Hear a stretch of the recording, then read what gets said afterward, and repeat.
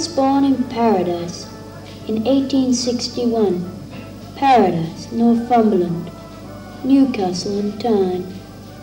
When I was 9, I was sent to the Anglican Church so that I could sing solos in the choir. But I missed a lot of school. I had rheumatic legs. I bore this complaint all my life. At 13, I left school. All the men in my family were engineers. But they fought to make me something different. So they apprenticed me to a chemical merchant's.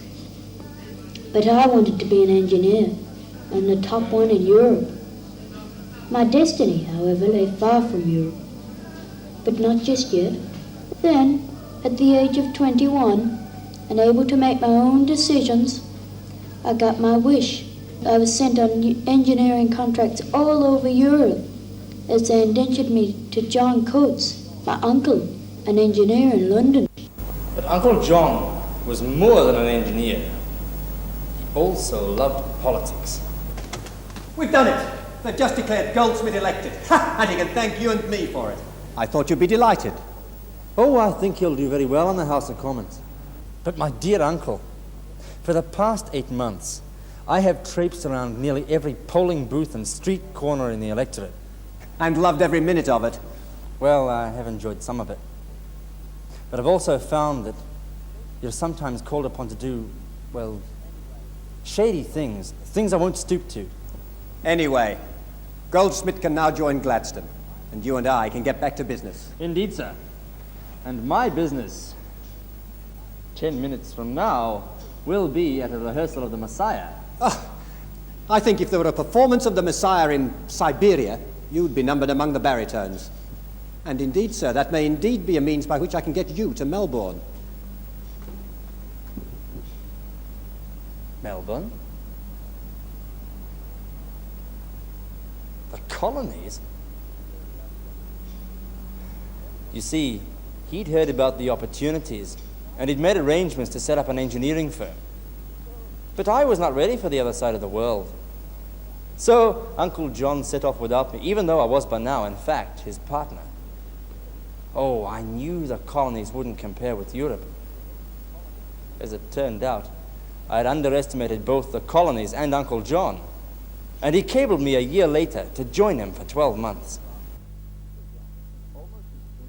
My dear father, almost as soon as I arrived in Melbourne, Uncle John sent me up to Queensland, and I am writing from there. After a roaring breakfast, I cantered off into the wild bush which immediately surrounds the minute township of Gatton. How glorious it was! No fear of trespassing in gentlemen's parks. How free I felt, and I wished my dear ones could see me in the rugged wilds of free and uninterrupted nature.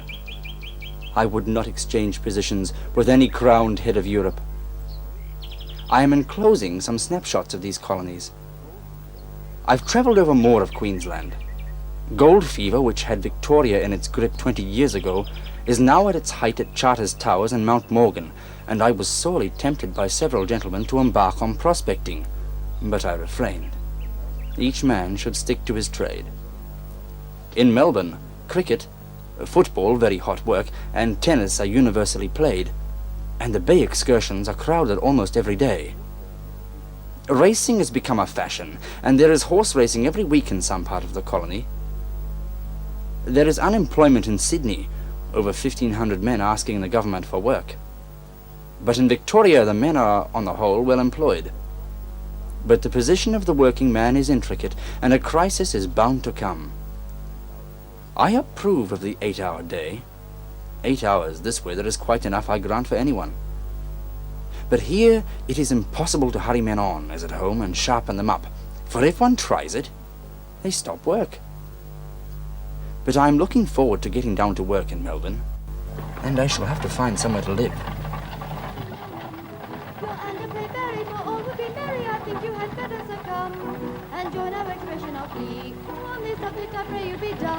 You'll find there are many who went for a penny. The work for your gardens is mum. There's lots of good fish in the sea. There's lots of good fish in the sea. And join our expression of being. On this subject I pray you be dumb. You'll find there are many who... Mrs. Hamer. I have a letter from Reverend Chapman. Oh, you must be Mr. Swinburne. Yes. Oh, I'm sorry about my appearance. I must look like a tramp. Oh, I can see they didn't tell you about our Melbourne summer. Do come in. Thank you. Reverend Chapman tells me that you need lodging. Yes, a room, even for a short time, would be most helpful. Good.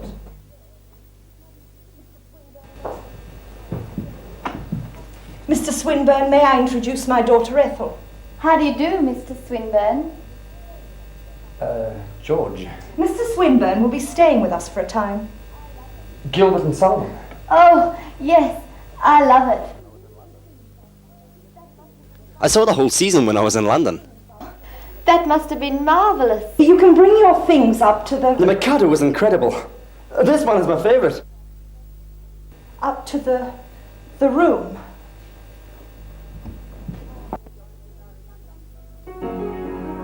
For he's going to marry yum yum yum yum. Your anger pray very, for all will be merry. I think you had better succumb, come come. And don't let fish in the sea. There's lots of good fish in the sea, in the sea, in the sea, in the sea, in the sea.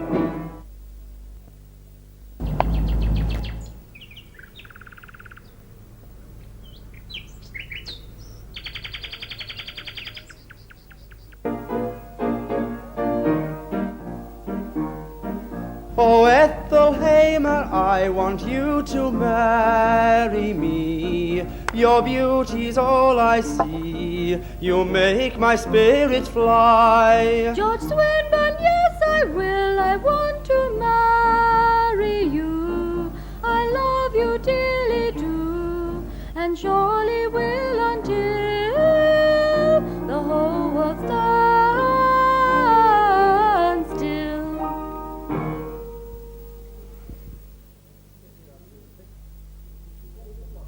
I don't wish to appear unduly critical, but we see very little of you these days. You're so extremely busy.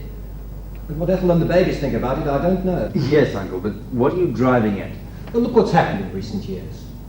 You've put gas into towns from Albany to Cairns. You have perpetual rights to hydraulic power in Sydney and on leasehold in Melbourne. And you're involved in the Broken Hill water supply, the Canning Jarrah timber company. Yes, Uncle, but isn't that what you expected of me? Well, yes, indeed. When we began our partnership, I thought young George should be pretty useful. I lead him into things. Instead of which, I'm forced to admit to you, I've been rather like the old dray horse who's being dragged along in harness by the young colt. Now, that's hardly the point. I'm pleased to see if you're enjoying yourself so much. However, there are legal matters to be resolved. And for myself, I too have plans for the future. Yes, Uncle. But what is this in aid of? The gas industry will soon be replaced by electricity. It's in the city already. Soon it will go into the towns and the suburbs. If they plan to put in small plants in small areas, I'll fight it tooth and nail. Electricity can only be economical if it's done on a large scale. Well, I thought you didn't wish to become involved in politics. It sounds as if you're becoming pretty involved there. Well, I cannot stand aside and see the community do something stupid through bad organization and planning. Yeah. Well, I'm committed to gas, and I'm thinking of moving on to Canada. I can see there's no hope of persuading you to come with me this time, not even if I were to stage a production of The Messiah.